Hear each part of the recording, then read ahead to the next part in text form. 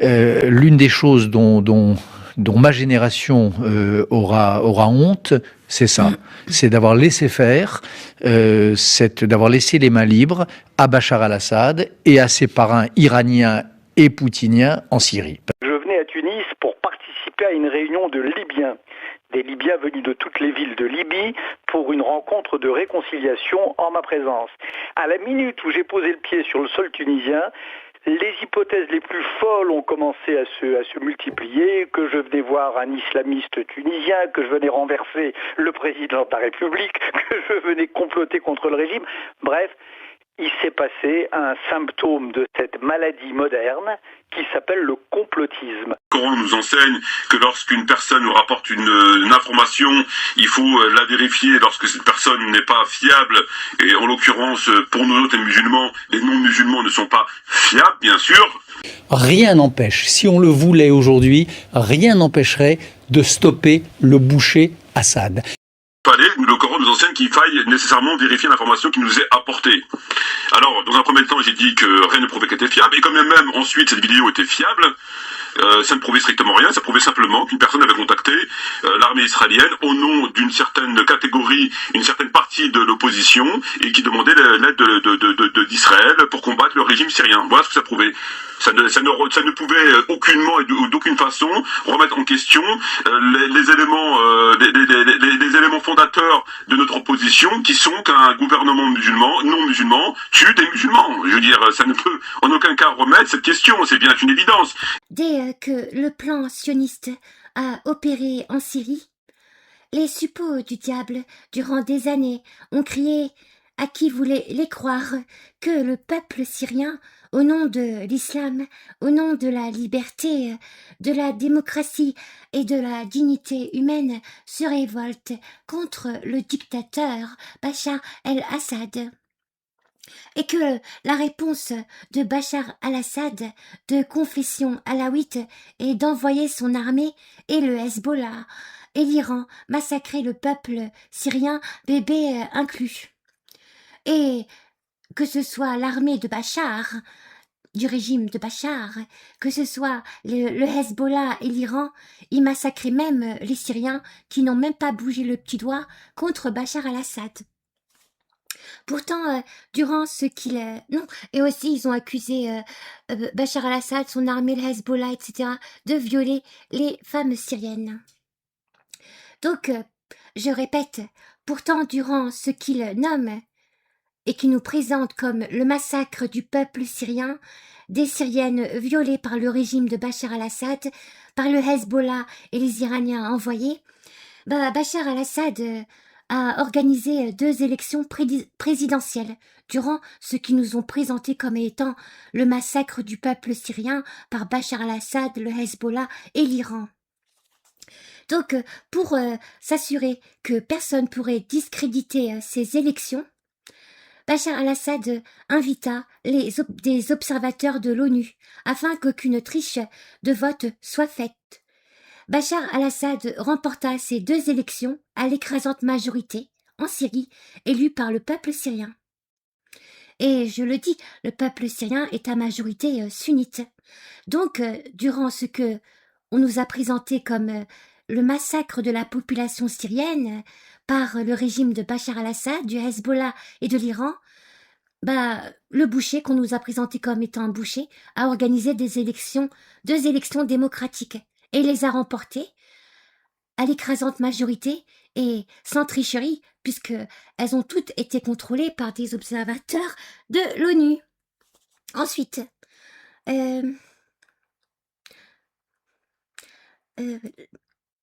Bachar al-Assad offra aussi aux Syriens de l'étranger de participer aux élections présidentielles. Les régimes Allemagne et France ont interdit que se déroulent des élections, que les Syriens sur leur sol puissent voter. Oui, ils savaient que Bachar al-Assad serait élu par les Syriens sur leur sol. Et en aucun cas, ces régimes-là sont pour la démocratie. Ce ne sont pas des régimes démocratiques. Ce sont des régimes sionistes. Et c'est pour ça qu'ils ont interdit que se déroulent des élections démocratiques, pour les Syriens vivant sur leur sol, parce qu'ils savaient que Bachar al-Assad aurait été élu. Bah oui, pour la France, l'un des chefs du régime français, c'est Bernard-Henri Lévy. Et jamais il aurait toléré que les Syriens puissent voter, évidemment, en France, parce qu'il savait qu'ils auraient élu Bachar al-Assad. Mati, l'arabe algérien, radical sioniste, nous présente Sauvons les musulmans. L'une des choses dont ma génération aura honte, c'est ça. C'est d'avoir laissé faire, d'avoir laissé les mains libres à Bachar al-Assad et à ses parrains iraniens et poutiniens en Syrie. Je venais à Tunis pour participer à une réunion de Libyens. Des Libyens venus de toutes les villes de Libye pour une rencontre de réconciliation en ma présence. À la minute où j'ai posé le pied sur le sol tunisien, les hypothèses les plus folles ont commencé à se multiplier, que je venais voir un islamiste tunisien, que je venais renverser le président de la République, que je venais comploter contre le régime. Bref, il s'est passé un symptôme de cette maladie moderne qui s'appelle le complotisme. Le Coran nous enseigne que lorsqu'une personne nous rapporte une information, il faut la vérifier lorsque cette personne n'est pas fiable. Et en l'occurrence, pour nous autres les musulmans, les non-musulmans ne sont pas fiables, bien sûr. Rien n'empêche, si on le voulait aujourd'hui, rien n'empêcherait de stopper le boucher Assad. Le Coran nous enseigne qu'il faille nécessairement vérifier l'information qui nous est apportée. Alors, dans un premier temps, j'ai dit que rien ne prouvait qu'elle était fiable, et quand même ensuite cette vidéo était fiable, ça ne prouvait strictement rien, ça prouvait simplement qu'une personne avait contacté l'armée israélienne au nom d'une certaine catégorie, une certaine partie de l'opposition, et qui demandait l'aide d'Israël pour combattre le régime syrien. Voilà ce que ça prouvait. Ça ne pouvait aucunement et d'aucune façon remettre en question les éléments fondateurs de notre opposition, qui sont qu'un gouvernement musulman, non musulman, tue des musulmans. Je veux dire, ça ne peut en aucun cas remettre cette question, c'est bien une évidence. En effet, nous le savons, tous les événements en Syrie ne sont pas arrivés comme on veut nous le faire croire du jour au lendemain, ou encore suite à une conspiration qui date de je ne sais quand, mais comme je viens de le dire, elle, c'est-à-dire la révolution, fait suite à ce que l'on appelle communément le printemps arabe, durant lequel on a assisté au renversement du régime mécréant de Ben Ali, puis celui de Moubarak, et enfin celui de Kadhafi. En somme, le renversement de tyrans profondément anti-musulmans, paradoxalement dirigeants de musulmans, même s'ils ne l'étaient que par la force et la violence. Donc, venir ensuite nous dire que les événements de Syrie trouvent leur origine dans l'entente d'un complot, cela non seulement ne tient pas, mais va à l'encontre des évidences les plus élémentaires, que seul un aveugle, ou quelqu'un qui simule la cécité, ne peut voir, ou encore un simple d'esprit, quoique le niveau intellectuel serait particulièrement inquiétant. Ainsi, le soulèvement du peuple syrien trouve son origine non pas dans une histoire de conspiration, mais bel et bien dans le ras-le-bol d'un peuple étouffé, privé des droits les plus élémentaires, et dont les opposants au régime sont torturés, puis jetés en prison, comme c'est le cas de l'ensemble des pays arabes à gouvernement mécréant. La même situation a été vécue en Tunisie, en Égypte et en Libye, à la seule différence que là personne n'a crié au complot, et qu'il n'y avait ni l'Iran, ni le Hezbollah, ni aucun autre chiite pour venir secourir le gouvernement de Ben Ali, Moubarak ou de Kadhafi. Inutile de souligner que la même situation peut se produire demain en Algérie ou au Maroc, par exemple. Parlera-t-on alors de conspiration ? Évidemment que non. Ou alors seuls les dirigeants de ces pays évoqueront la thèse d'un complot venu de l'extérieur, en affirmant que les manifestants ne sont que des terroristes d'Al-Qaïda, manipulés par je ne sais qui exactement, ou pour je ne sais quoi exactement comme l'a fait Bachar. Mais avant lui, les mêmes propos ont été tenus par Kadhafi ou encore Ben Ali. Vraisemblablement, pour ces pays, la thèse du complot n'est pas valable. Elle n'a d'ailleurs jamais été évoquée. Et tout est parfaitement normal. Et rien ne vient de l'extérieur, bien au contraire, tout vient de l'intérieur. D'ailleurs, évoquer la thèse du complot pour les pays qui ont vu la chute de leurs dirigeants aurait été particulièrement difficile compte tenu des faits profondément établis. Alors, contrairement à la Syrie, tout le monde, ou presque, s'est réjoui en ce qui concerne la Tunisie, l'Égypte et la Libye, de la fin des dictatures. Mais très étrangement, pas pour la Syrie. Et cela bien qu'il s'agisse exactement de la même situation. À l'évidence, le résultat aurait été, si l'Iran et le Hezbollah ne seraient pas intervenus, exactement la même pour la Syrie qui ne l'a été pour la Tunisie, la Libye et l'Égypte. C'est-à-dire la fin d'un régime criminel et profondément mécréant. D'ailleurs, entre Ben Ali, Moubarak et Kadhafi, et Bachar, je crois que le plus mécréant des quatre est ton Bachar. Parce que ce dernier a non seulement le titre de mécréant, comme c'est semblable, mais il a aussi le titre d'hérétique polythéiste, ce qui n'est pas le cas pour les trois autres. Mais cela, je le conçois, n'est que mon avis. En conclusion de quoi, cette histoire de conspiration n'a absolument aucun fondement. Elle émane sans nombre d'un doute uniquement de personnes ou voulant justifier au regard de l'islam l'intervention de l'Iran et de Hezbollah, ou des gens proches du gouvernement et profondément anti-musulmans. Il n'est d'ailleurs pas étonnant que la majorité des pro-Bachar parmi les musulmans sont les chiites. Je conçois parfaitement que ces derniers se sentent obligés de justifier religieusement parlant l'action de l'Iran et du Hezbollah en faveur du gouvernement mécréant hérétique syrien. De ce fait, on tente de faire croire que l'alliance Bachar-Iran a été construite afin de contrer une conspiration anti-islamique. Ce, comme je l'ai dit, avec l'aide des pays comme le Qatar, l'Arabie Saoudite, la Turquie et bien sûr Israël et les États-Unis d'Amérique.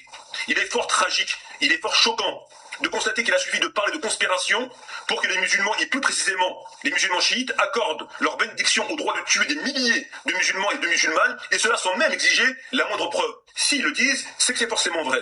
De surcroît, sans même raisonner en termes de charia, puisque combien même cela aurait été le cas.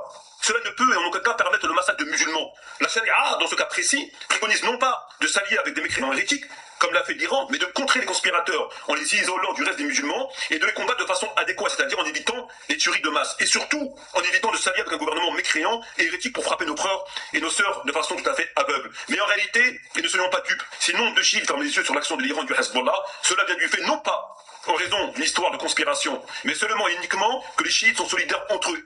En tout cas, dans ce cas précis, et cela dans le blâmable et l'injustice. En ce qui concerne la thèse de la conspiration, elle nous a été servie comme d'autres serviront une belle histoire de conte de fées à leurs enfants pour les aider à faire dodo. En ce qui concerne l'aide de pays mécréants et hypocrites à l'opposition, faudrait-il rappeler que la Chine, la Russie et le Nigeria, entre autres, ne sont pas, jusqu'à preuve du contraire, des gouvernements islamiques, mais, nous dira-t-on, ils sont moins mécréants que les autres mécréants qui soutiennent l'opposition. J'ignorais pour ma part qu'il y avait des pourcentages en mécréance. Et enfin, en ce qui concerne l'atrocité des soldats de l'opposition, je crois savoir que l'atrocité existe de part et d'autre. Pour terminer, frères et sœurs, je tiens à dire que combien même on réunirait toutes les raisons que nous ont évoquées les pro-Bachar, cela ne change rien, absolument rien à la donne principale, à savoir qu'un musulman ne peut tuer un autre musulman pour le compte d'un gouvernement mécréant hérétique, ce afin entre autres pour qu'il reste au pouvoir. Rappelons au passage que si les événements en Syrie étaient une conspiration de longue ou de courte date, émanant entre autres des États-Unis et d'Israël, ce en vue de renverser Bachar, cela fait longtemps que le gouvernement syrien serait tombé, puisque les pays conspirateurs seraient pour X ou Y raison intervenus. Or, jusqu'à preuve du contraire, nous n'avons pas vu de soldats américains ou israéliens fouler la terre de Syrie. Bachar aurait fini exactement comme a fini Saddam Hussein, et c'est depuis fort longtemps. Et ni l'Iran, ni le Hezbollah n'auraient pu l'empêcher. Ensuite, on nous explique que le peuple syrien est manipulé par, entre autres, Israël et certaines monarchies du Golfe, ce afin d'affaiblir la Syrie pour renforcer la présence d'Israël et je ne sais quelle autre raison. En fait, il y a autant de raisons qu'il y a de cerveaux malades. J'ignore sur quels documents secrets de défense ont eu accès les tenants de cette thèse pour affirmer une telle chose, mais ce que je peux d'ores et déjà vous dire, mes frères et sœurs, est ceci. Vous avez d'un côté un homme, en l'occurrence Bachar, lequel, comme je l'ai dit et expliqué, est doublement mécréant. De l'autre, vous avez un peuple qui en très grande majorité est musulman, et plus précisément musulman sunnite, lequel s'est soulevé en mars 2011, suite aux événements dits du printemps arabe. Ce soulèvement est parfaitement légitime au regard du droit humain et au regard de l'islam. Ce soulèvement trouve son origine non pas dans une quelconque thèse de complot, mais plutôt en raison du manque de liberté, de l'accaparement du pouvoir par une famille qui le possède depuis 1970 et d'autres motifs parfaitement légitimes. En fait, exactement les mêmes motifs que pour la Tunisie, l'Égypte et la Libye. Suite donc à ce soulèvement d'abord pacifique du peuple syrien, l'armée est sortie pour réprimer non pas la rébellion et les rebelles, mais les manifestants. Exactement comme l'avait fait jadis l'armée tunisienne, libyenne et égyptienne. À la seule différence, comme je l'ai dit, qu'il n'y avait ni l'Iran, ni le Hezbollah pour soutenir Ben Ali, Moubarak et Kadhafi. Se sentant en difficulté, Bachar a sollicité d'un côté son voisin iranien, lequel l'a soutenu immédiatement, avec des armes lourdes et légères, ainsi que par l'envoi d'hommes via entre autres le Hezbollah. De l'autre, il a appelé au secours de la Russie et la Chine, afin de pouvoir perpétrer le massacre de sa population en toute tranquillité, et c'est exactement ce qu'il fait depuis plus de 2 ans maintenant. Et on nous dit à présent qu'il faille se ranger du côté du gouvernement syrien et de l'Iran, et de les aider à massacrer la population syrienne au nom d'une thèse de complot, tout droit sorti de l'imagination de criminels sectaires, soi-disant musulmans, voulant se donner bonne conscience en massacrant un peuple frère, un peuple musulman. Encore une réunion internationale navrante et désespérante.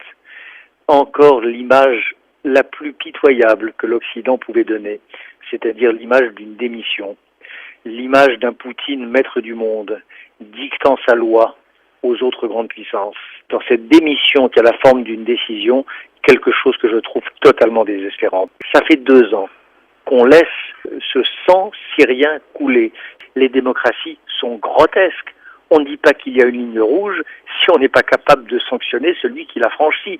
C'est pathétique de la part de l'Occident.